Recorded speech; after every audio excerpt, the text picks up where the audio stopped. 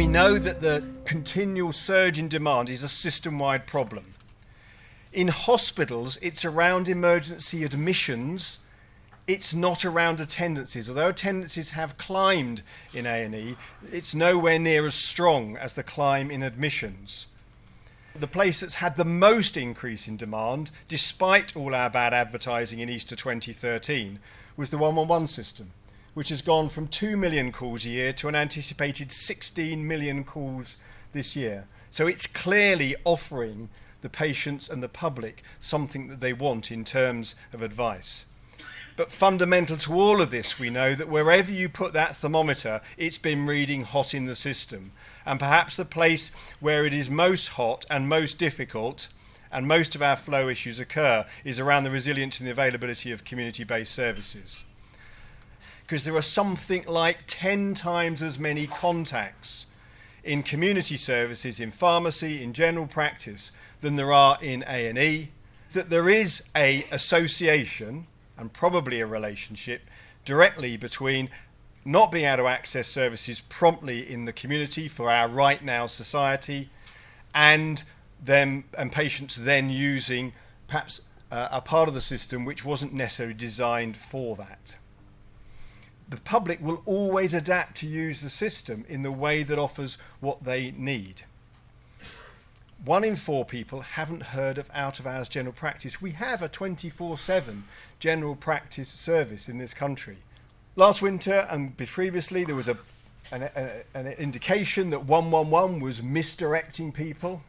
In fact, 111 was taking an enormous number of people out of the system who would otherwise have gone to A&E or dialed for an ambulance.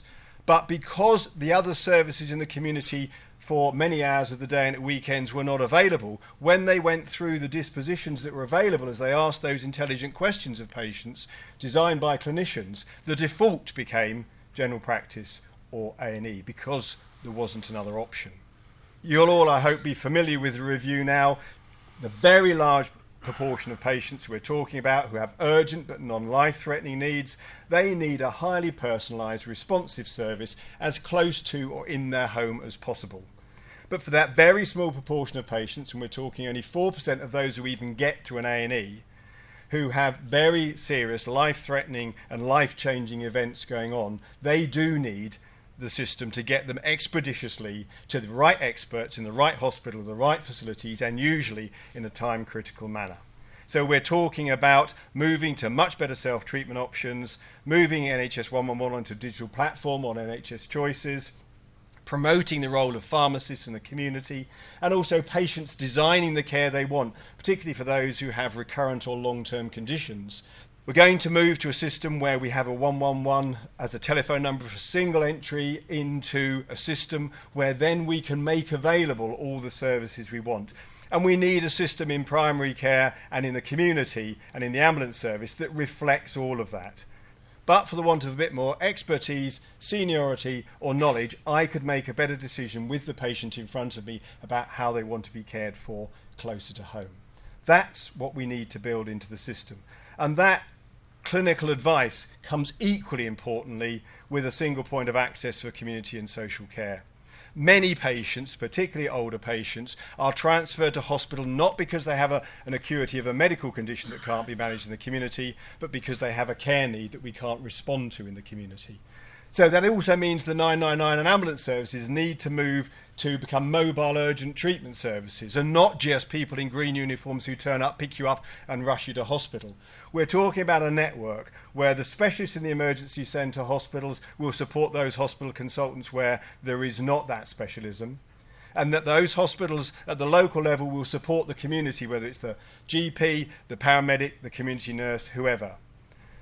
The whole design and bit was done with patient groups, with all the frontline clinicians and the public right at the beginning.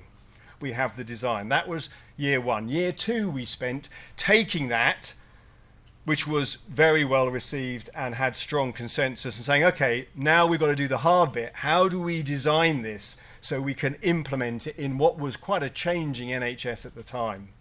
And the last year was spent really doing that, building the enablers that would allow the system to move forward.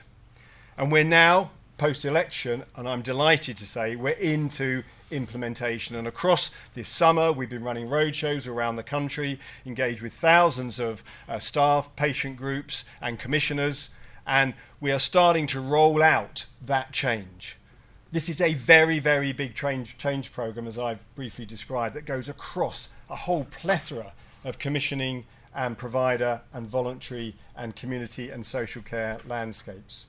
So I'm going to come back and give you some idea about how we are working to manage and land that and how we will implement it. Thank you, Chris.